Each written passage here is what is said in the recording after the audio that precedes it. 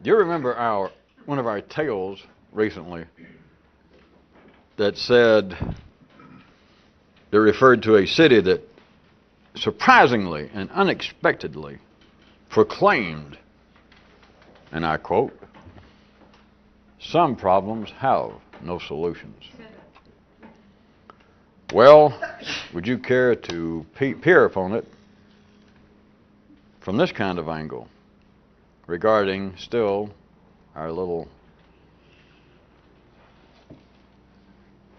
domain regarding acts and facts?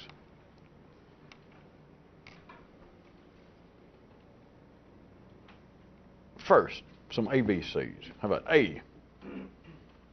First, consider this. All human problems will somehow turn out to be factual. That is, fact-based as opposed to act-based.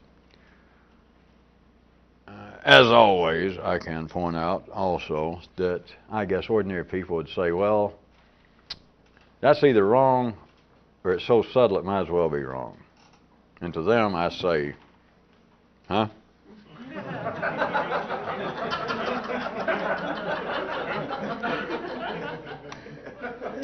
Because I will dive on in this extended and somewhat, it looks like it needs perhaps a little more chlorine into this kind of neural gene pool. I'll jump in with the rest of the swampy beasts, and I will do their own thinking, or at least their own talking for them. How about to say that somehow all human problems end up being factual? I'll go ahead and play the part, being as well trained as some of us are in the manly arts of ordinary non-defense, Stanislavski method of falling down and whining. I will play the part of ordinary humanity. And I say to what I just said, I say this. I say, how foolish. How foolish and almost obscene for you to make such a statement, because this planet is ripe, pregnant with quite real problems. How about hunger? There is a problem that is act-based. Except for this. And of course, this is not to give any, for you people that might be just tuning in, any short change to people who are hungry. But by all reasonable accounts, and that's all I go by. Well, on city matters, I don't have to make up city matters. I just take them as they come. According to the best minds, as they call them, at the planetary level, there is sufficient food to feed every mother's son on this planet. Right now, last week, next year. Why aren't the foodstuffs distributed instead of them being stored, rotting, being thrown away? You don't see. Well, ordinarily, if I was making some street-level analysis of this, I would say, all right, the problem, hunger, by all reports, by our best minds, by all the blue ribbon committees here that this president or prime minister or the world leaders, the UN, have appointed, said we have enough food, so why isn't it distributed? And so they go out and they do another 2 years' worth of investigation and blue ribbon committeeing, and they come back and the response would be that we have, and it generally fall down to this, we have certain political problems. For instance, there's countries now supposedly, it's always going on, but countries that are just in the midst of a famine.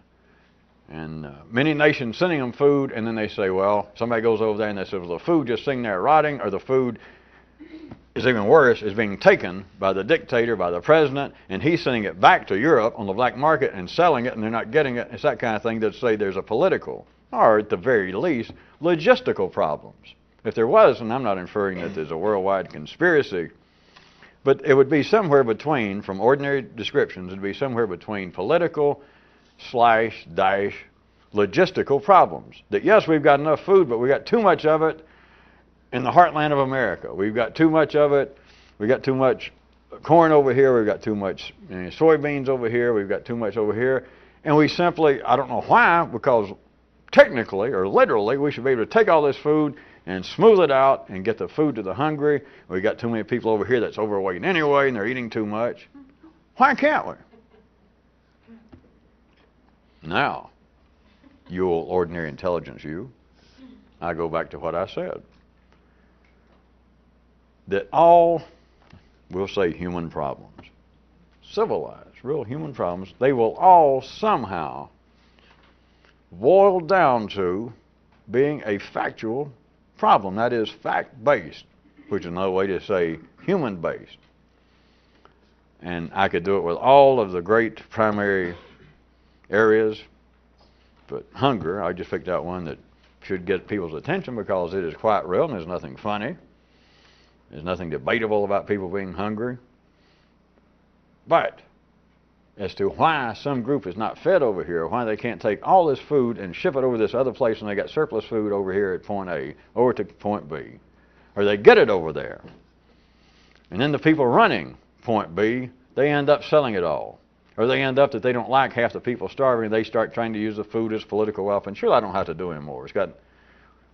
We've got no interest in politics and etc. But it is true that when you now reach the area which is almost the model of this whole planet, that is civilized secondary areas, when you get into problems that prima facie would seem to be certainly act-based, such as hunger, which it is. When we're talking about a primary affair, the sustenance to keep a human, to keep the race alive, it is a real problem. But then insofar as not just eating for an individual, but when you look over and say, we have a real problem here, this group of people are starving, and this group is starving, and you say, well, why don't we take all this food over here and send it over there? We tried. We want to. We're talking about it. We're debating it, and it doesn't get there. Why? And it's not act-based, because act-based, they would, if they took my terms, they would admit, all right, we have enough food here. That's an act. That's a primary reality. We got that. We've got ships. We've got cargo planes. That if you're going to be technical on us, we could actually fill them up and move this food over there, and we can know how much it takes to keep a person alive, the caloric minimal amount. We got this, and it'd take over here, and we can sit in alive. So act-wise, we could actually pick it up and move it over there. So why don't you? Well, it's not quite that easy. We got certain problems. What are the problems? Then, what I'm telling you, the problems somehow always become factual. Because on an actual base, it might be hard to, I'll make it easier perhaps to see right quick. Take it on an individual level. It's not really a problem. If you're talking about an individual and they were starving, they're either going to starve to death or they're going to do something about it, even if they had to kill their next door cave neighbor and take his or her food. But it would not be seen as a problem. If it was back to the nonverbal primary level, then someone, take it individually, probably is easier to get a quick glimpse. It is not really a problem because you're back, to put it crudely, but not unsuccinctly, you're back to do or die. And if you're back to the level of do or die, there is no propensity, there is no great need, there is no real possibility at that level of there being any great discussion over it. It just is.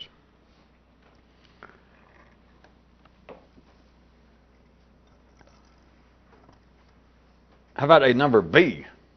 If you recall something else we were pointing out regarding the matters of acts and facts, that we said that if this could happen, if they could see, then facts would see acts as being absolute relative to them, and facts would aspire to that same condition. All right, number B, under where we started, or for those of you that prefer another mode, number 2. No facts are absolute on the basis of that, and thus no fact-based problems can have a conclusive resolution.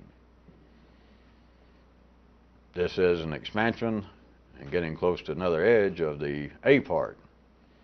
It is simply that once you have a human problem,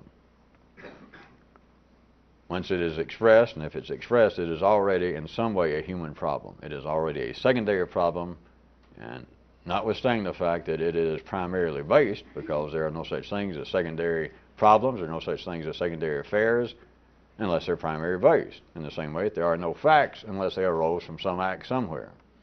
So it's not a matter that there is no tangible, real, concrete, meaningful, pressing basis for any human problem. But once it becomes factual, you're faced with this. Inasmuch as facts are not absolute in the same way acts are, then there can be no sort of conclusive resolution to any factual problem.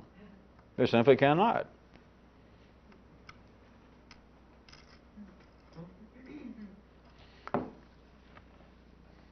See, and that was the humor that you didn't really recognize at the time in the original tale, that this city, as surprising as it was what they did do, but for them to say some problems have no solutions, that was some universe just trying to kind of ease into this, or else that city, I must tell you, has a certain kind of in toto sarcastic proclivity. Yeah.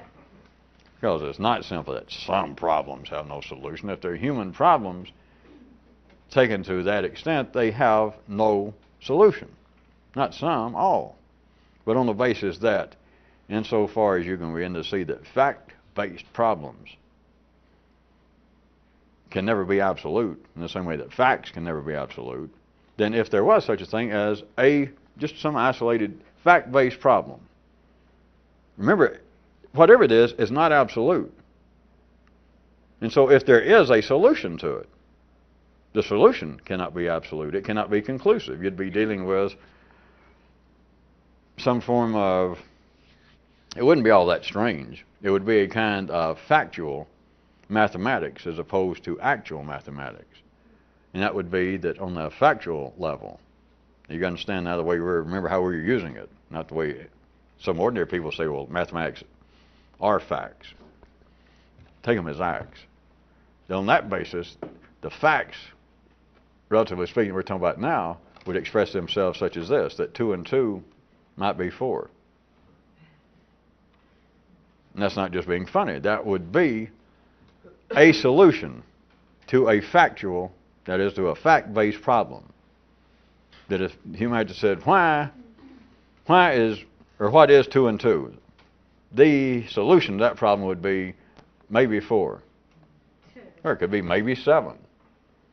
Or if the problem was 2 and 2 being 4 is causing us a certain degree of distress over here, what can we do about this?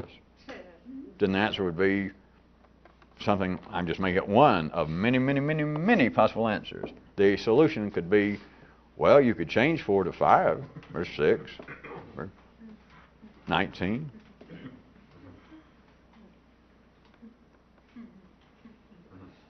Am I going to have to press on with this? It's not just being silly, that is the basis. I was trying to, of course, take it to a level that made it appear to be somewhat humor-provoking. But think about all of the problems that plague man's corn soul. And then think about the solutions. We have had, by God, by most reports, going on a good 5,000 or 6,000 years of working on human problems. Now, not the primary problems of how can I get laid, how can I get fed, where can I take a rest. Everybody knows that. Everybody knows the answers. Anybody that doesn't know the answers is not, they're not playing with a full city deck. They are not part of the mainstream of life that life uses. So everyone knows the solution to any act-based problem. What will I do about being hungry? I will eat. What will I do about being extremely, extremely horny? We all know the answer. But look at the factual problems. And from a more civilized basis, of course, people now assume, and have for, 5,000 or 6,000 years, have naturally, unquestionably assumed that the factual problems are in one quite real sense more pressing, more important, more transcendental than the other.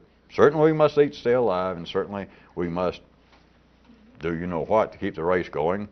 But the real questions are, where does God live? What religion should I be? Why do people mistreat each other and try to roll back odometers on cars? That's Tennessee technical talk for you people out of town. Of course, in Tennessee, some people want to roll back their brother-in-law. But well, that's because they have very little snow in the western part of Tennessee, and I don't know, it starts somewhere. People used to try and bobsled down on pine leaves on their sister, and it went from there to some people would roll back the odometers on their cars, and those who didn't have it would try to roll back their brother-in-law or their cousin. We don't have time for sociological comments.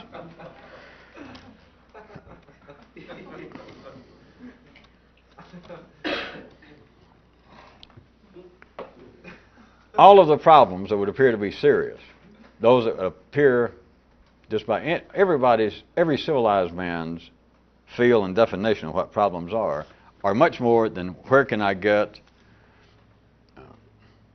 a good martini this time of night? Where can I find a good bed and room out on the highway for less than $120 a night? The real problems are those that are singularly thinking man's problems, which are fact-based problems. And notice, after 5,000 or 6,000 years, most fairly sane, sober people, at least in the eastern part of Tennessee even, would admit, no, we still can't answer them. And of course, then they've got some explanation if you're really going to stare at them, like, well, it's beyond our scope, or God didn't want us to, or I don't know. But notice, fact-based problems, act-based problems, anybody knows how to cure. A kid knows how to cure. A fact-based problem, getting up now to adult people, people who can think, talk, muse abstractly, those problems cannot be answered. And nobody knows why until now. And of course, I assume you won't tell.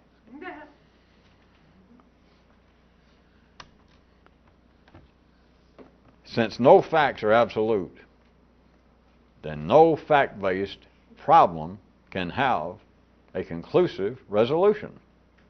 It is mathematically, and it's even worse, it's electrically impossible. There is even a 3 or a C part.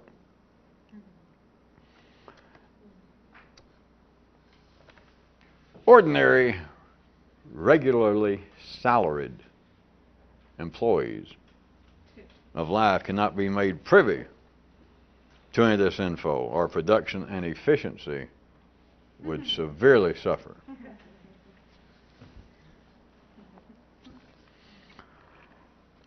This is based upon another of our secondary, or some more of our super laws of secondary efficiency. If you recall, we already covered it, we mentioned it.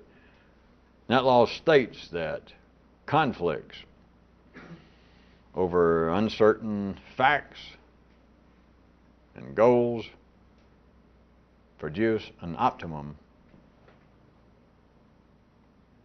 of results. So the kinds of energy running through the production lines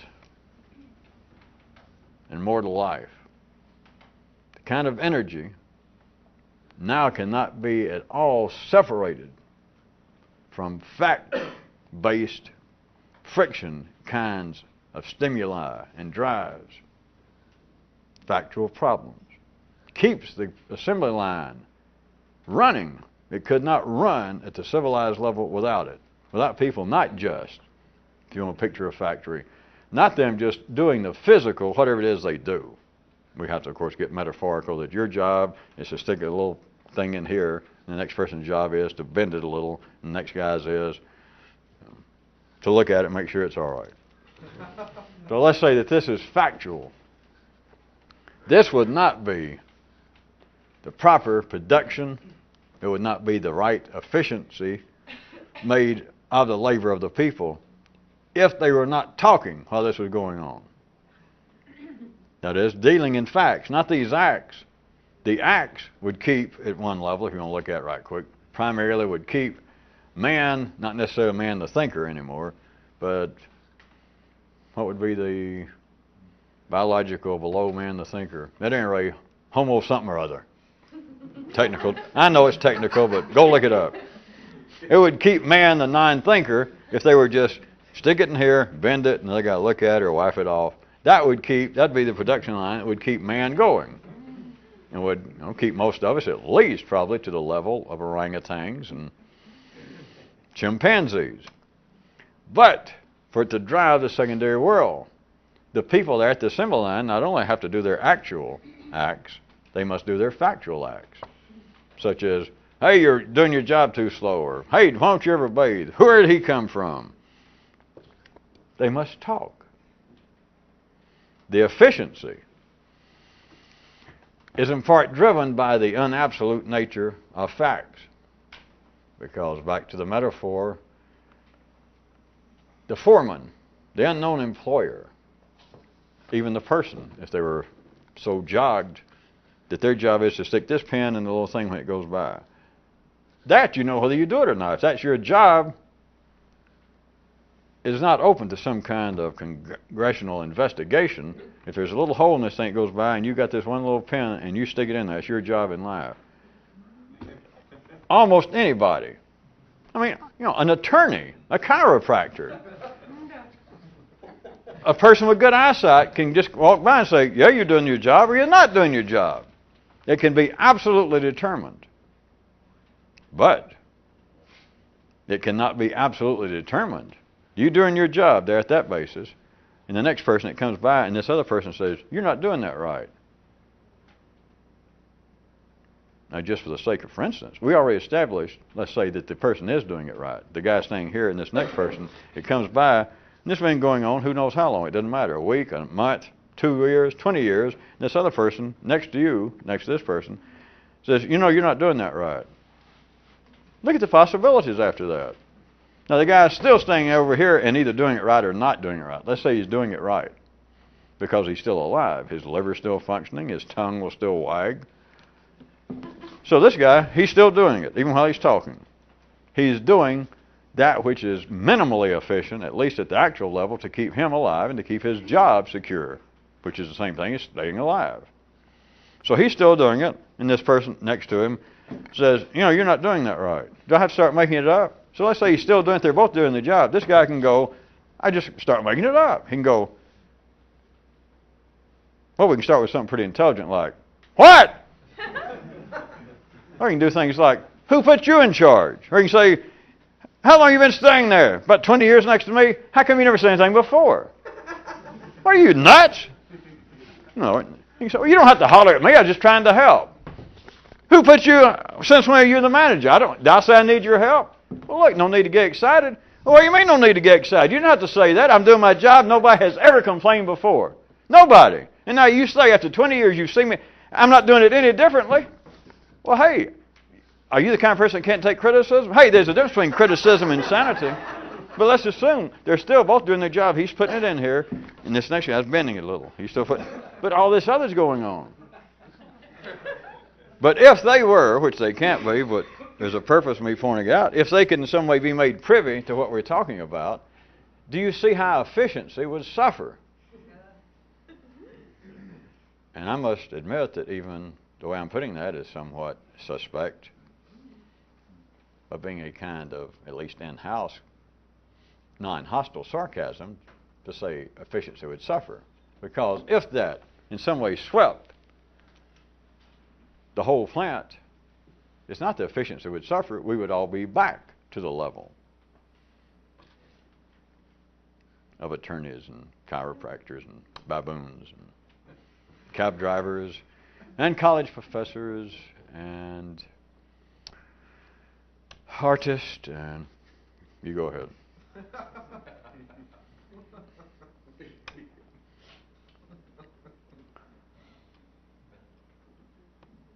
There's another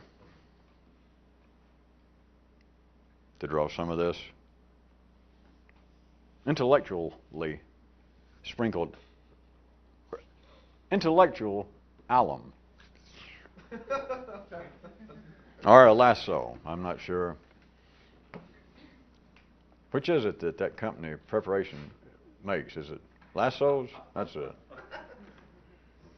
There was another recent myth, if you recall, wherein this one went that the city up and said that it could speak to you with accuracy or with enthusiasm, but not with both.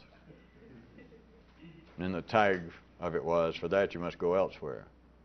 But consider, the city said, I can speak to you. The original, I believe, I had backwards. The original was, I can speak to you with enthusiasm or with accuracy, but not with both.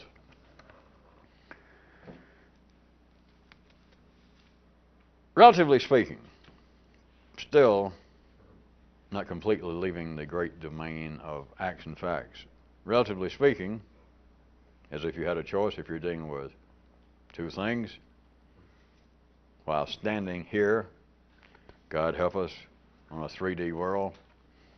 But relatively speaking, in the world that is of acts and facts, if acts could speak, remember the city said it could speak to you either with enthusiasm or accuracy. Now, take that into the world of acts and facts.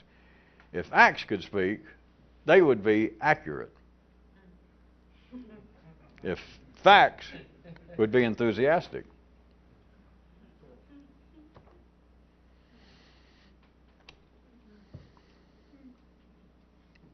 Should we just leave that?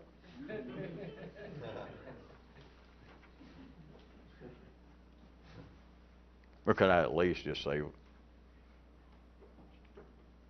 doesn't that hold the promise of some further interest?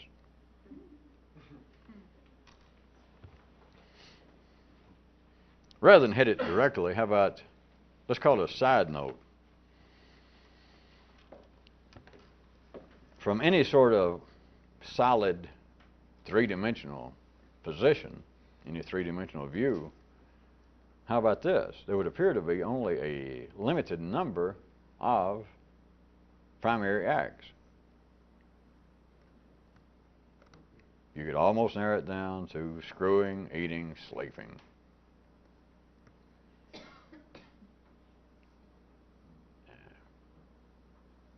I certainly would have no objection if any of you wanted to put a slight shading to any of that, but if you're going to get down to actual acts,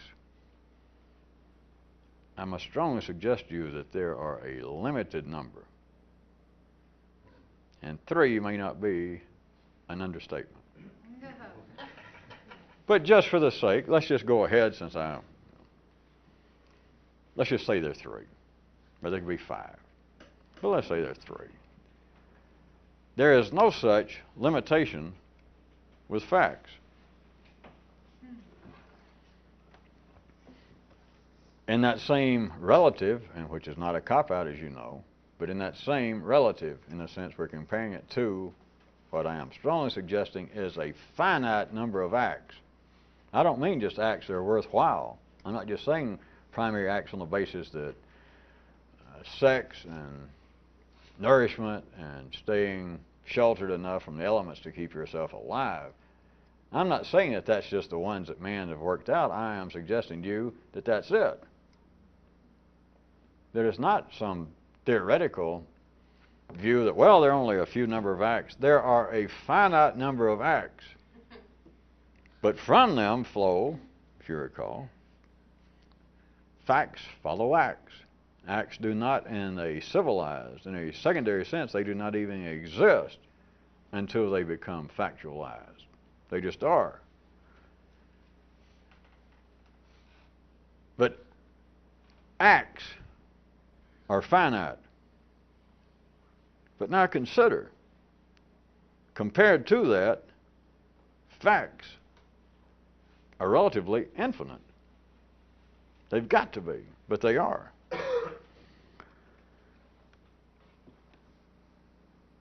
It was, I would further suggest to you, if I may steal somebody else's thunder, Don't anybody write me from the 1600s, because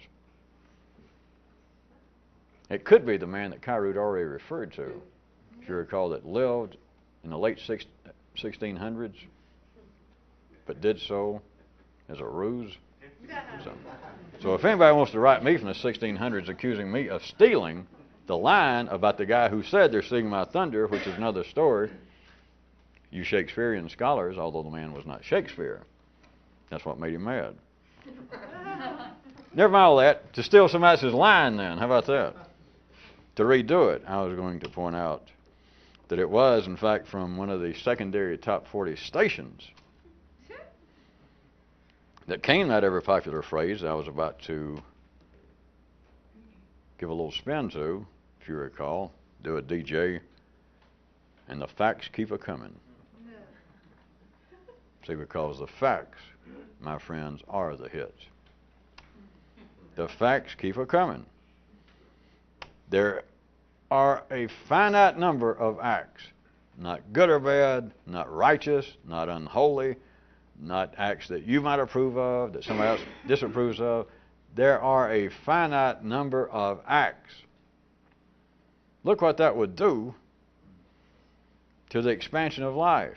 Look what that would do with a multiplicity that is necessary in human activities, human thought, human behavior, in the whole world, the factual world of humans, to make life expand as it has.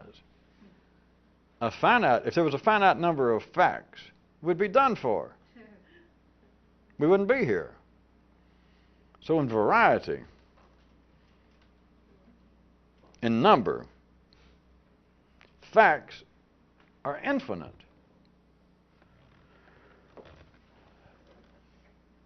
Would that give you any cause to consider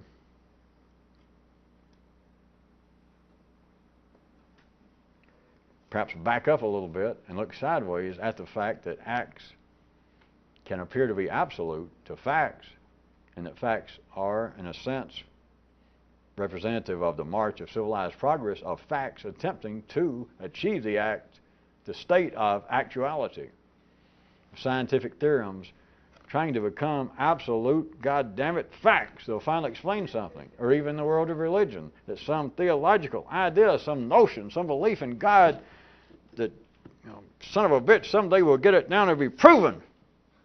Whew, what a relief. Except facts cannot reach that state.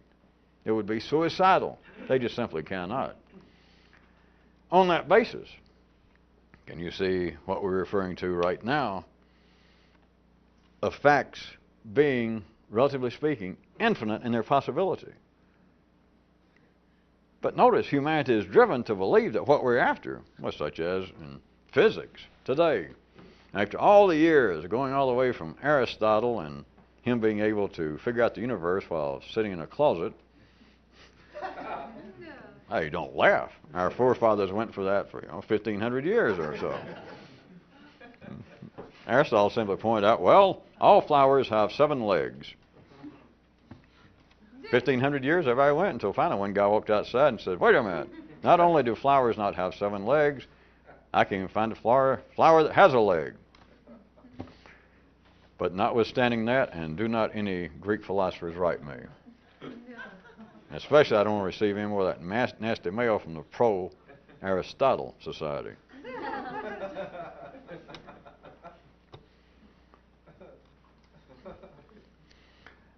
All the way from science, even in its nascent days, there just seems to be, everywhere you look, there's some kind of little, wait a minute, I've got a theory about that, or wait a minute, here's why flowers do that, or here's why corn gets blisters, or here's why people get blisters.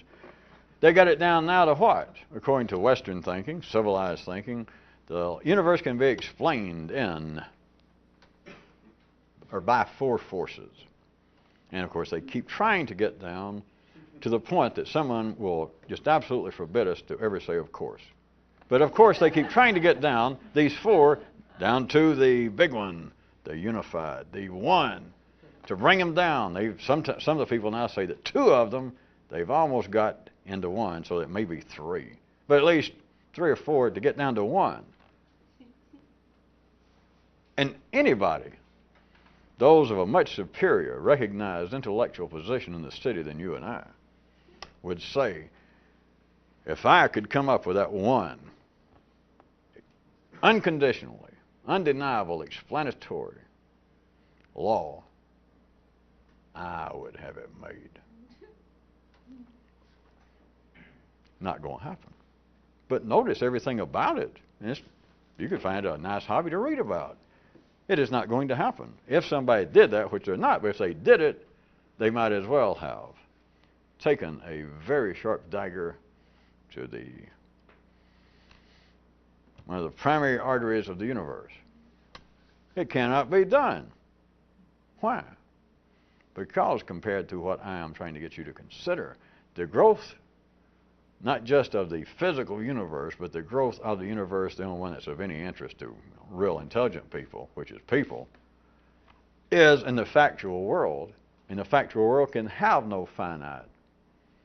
So it cannot be that it went from there at one time was, let's say, 20,000 theories of what made the universe run. 20,000 ideas of forces, all the way including the numerous Hindu gods, down to magnetism. But now, right thinking telling people have it to 4. Now we're going to get down to 1. Wrong. Now it does not manifest itself in the opposite direction, but what I'm trying to get you to see is the operational reality of it is there's becoming more and more possibilities. I know that that's not seen. There cannot be limits to the factual world. It would be literally suicidal. It would be slow suffocation. It, in fact, manifests itself when it does happen in little areas of life's body in the secondary sense where it's beginning to die, it's normally referred to politically and otherwise, economically, but it becomes an area wherein or as much as they can do it as it appears possible, new ideas are what? And what happens? That society, that group of people, they crumble. They, in a sense, become living dead. You cannot limit the growth of facts. They are not absolute. They aspire. I could say that the 14,000 original theories about what runs the universe and now the 4, that all of those theories, they're like, let's consider, living entities themselves. And all 4 of them think, God Almighty. Well, let's jump back first. The 14,000 that were extant, let's say, somewhere between Aristotle and Leonardo, that the 14,000, they all thought, God Almighty, if I could just be part, if we foretold the future to them, we went back then and said, the day will come in the 20th century that it will be down to 4, which is still not the same thing as 1, because 1 is absolute. But we get down, the day's coming, it's going to be 4. All 14,000 of them, and then would go, oh, Jesus. God, what would I give to be one of those? To be one of the chosen. What they're saying is, facts believing, wanting, being driven, if I could just become an absolute. And so they could look at it, if we could stretch out time, which I'm doing, and they could look to the time it is 4, they'd go, oh, Jesus. Have you ever seen 4 more beautiful facts than those 4? Damn, it's awfully near being absolute. It is compared to us, say these 14,000 looking out over history. Just think, at one time it was all of us 14,000. We were just a bunch of kids then. I guess we did the best we could. But even we knew something was wrong having 14,000 facts. And of course, by facts, I mean opinions, theories, beliefs. We knew that something was wrong. We knew we were trying to get more, I don't know, what would you call it? Factual. Yeah, factual. Which what they're saying is become more absolute, to become like acts, because we've already established acts are absolute. That is, when you have sex, you had sex. When you eat, you eat. If somebody comes up with a large knife and goes, and stabs you right in the neck, George, you're stabbed in the neck. It's not open to debate. You or your neck doesn't say, well, I've been attacked better than that. Or no reasonable man turns to a woman or vice versa and says, well, it wasn't bad, but, geez, I've been laid a lot better than that. Or somebody eats food that's nourishing and filling. You don't eat it and you're full and go, well, I thought I knew what full was. Is this actually full? Shouldn't I overdo it? Facts believe they're supposed to, as part of the efficiency, that they are striving toward a state of absolutism. That is, that theories become laws. I mean, it's just obvious that my beliefs, my notions about what life is, success would be if they can be proven. If I find out I'm correct, if they become substantial proof, my fact becomes an act. Cannot happen. If it does, it dies. People just forget about it. It cannot. But looked at from another view, it is that facts must continually expand. And what I was really trying to get the last few seconds here was also note this has a kind of spillover effect also. Not only do the factual problems, after all this 5,000 or 6,000 years, have never been solved, which they can't, not only that, but since they keep multiplying, is in a sense people become more and more frustrated the more civilized and knowledgeable they are. Put very crudely, it is almost like a neural overload, I think they like to call it. They don't mean what we're talking about. But it's like, oh, come on, I almost thought I had figured out I thought I had some kind of almost, dare I say it, insight into the problems going on in Northern Ireland. And I'll be damned, I've read several books, I even sit around and I thought about it, and I thought I'd begin to see a kind of little spiritual or psychological struggle going on between these groups. And then I come to find out I missed some of the background about the history of why the British government sent over the troops. Don't have to go any further. It is that somebody almost believes that they were getting somewhere, that they had some kind of facts regarding something that interests them, a problem. Could just be an intellectual interest to them. I almost thought I had figured out. And what happens? More facts. Now, I may not call it that, but it is that facts, if the area of factual-based activity is going to continue to flourish and to help churn up and move energy for life, it will never stop. That even if I told you incorrectly that factual human problems do have a solution, and I told you they don't, because the problems are not absolute, because facts are not absolute. And so if they did have a solution, the solution wouldn't be absolute. It would not be an absolute conclusive resolution. But even if that was wrong, do you also follow this, that if a human factual-based problem had a solution, by the time you got around to it, there'd be so many new facts involved that if theoretically, back 2 months ago, any time ago, that if that problem, if we're wrong, what I'm telling you, if it's not absolutely correct, that if that thing did have a solution at one time, but, Holy Mother, the people missed it. They waited too long, and now there's new facts. So that if there was a factual solution at one time, it's no longer valid. Because now we got new facts. In other words, if indeed factual problems could be compared to a hole in the dike, the water's coming through, nice and tangible.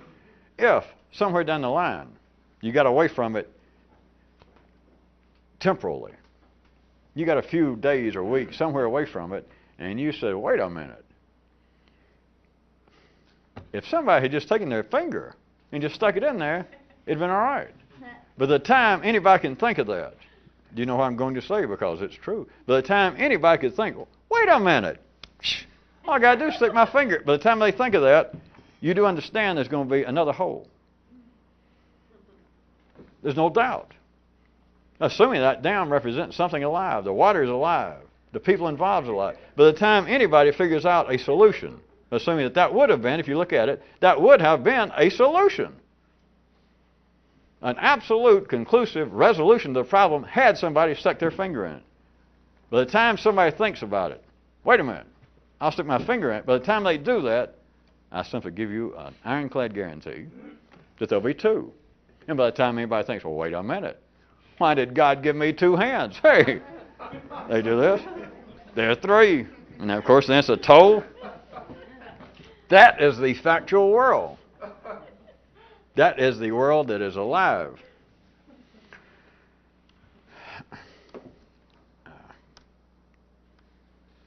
It's always about this time we're out of time.